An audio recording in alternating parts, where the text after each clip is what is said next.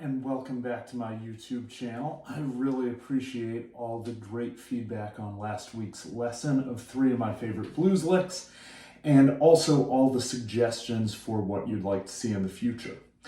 So, over this last week, it seems like with the developments on the coronavirus pandemic that we're all going to be stuck inside for a pretty extended period of time.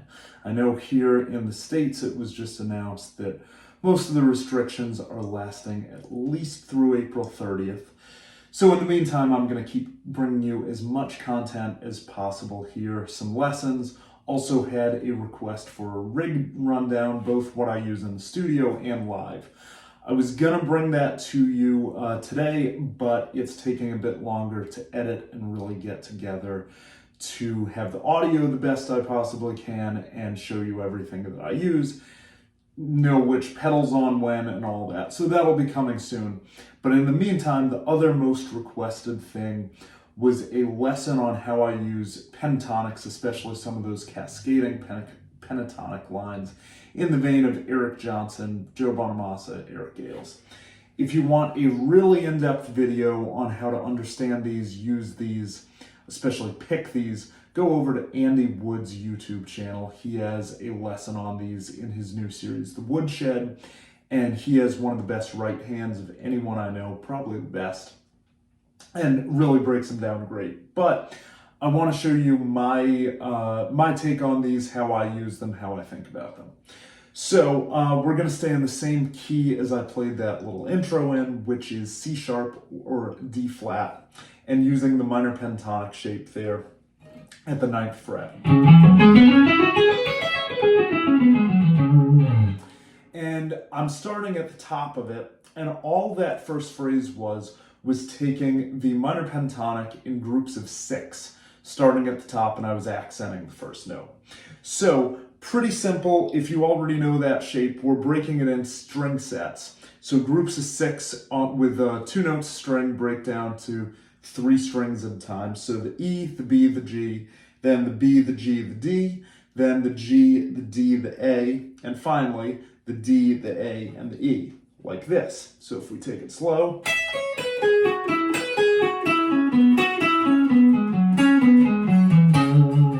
So I'm just taking each group of strings, and then when I accent the first note, we get...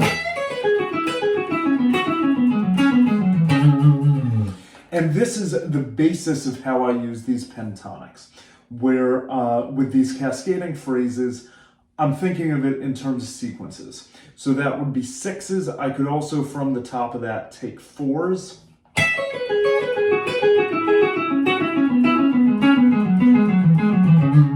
And all I'm doing there is I'm starting at the top, playing down 4 notes, jumping back up to the next lowest note from where I started, going down 4 notes, doing that again, now starting on the next highest, and on and on.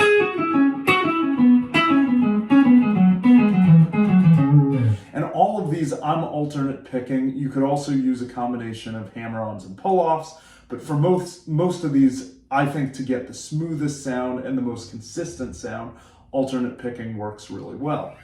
The other groupings I spend time with are 3s,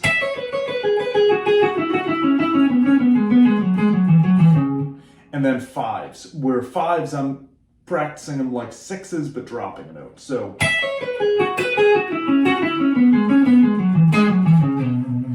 and to get that last one, which I like to do, I have to go down to the pentatonic shape below. So I practice all those. I make sure on their own they feel really comfortable. And then it starts allowing you the freedom to combine them and come up with some different phrasing ideas. The other part of this is really knowing the pentatonic scale up and down the neck, what I call vertically, going this way. So much on guitar we play horizontally.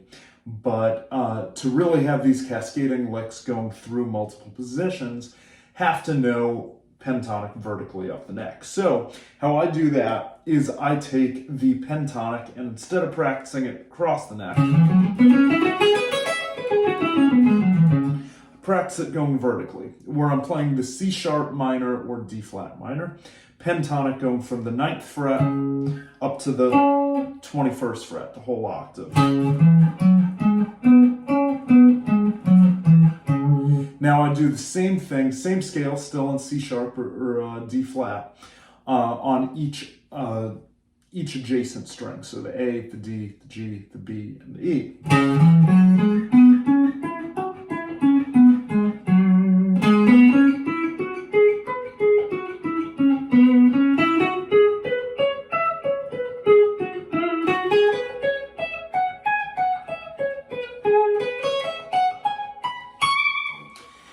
And if you can't already do that without really thinking about it and feeling for each note where it is, it's important to have a handle on that before you start trying some of these cascading phrases, moving through multiple positions.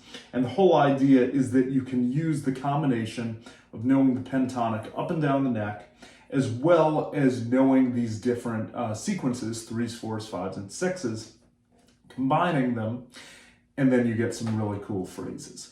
But from practicing both these things, there are a few lines that I've come up with that I go back to, but a lot of it is just relying on the knowledge of both of these, combining them, and going from there.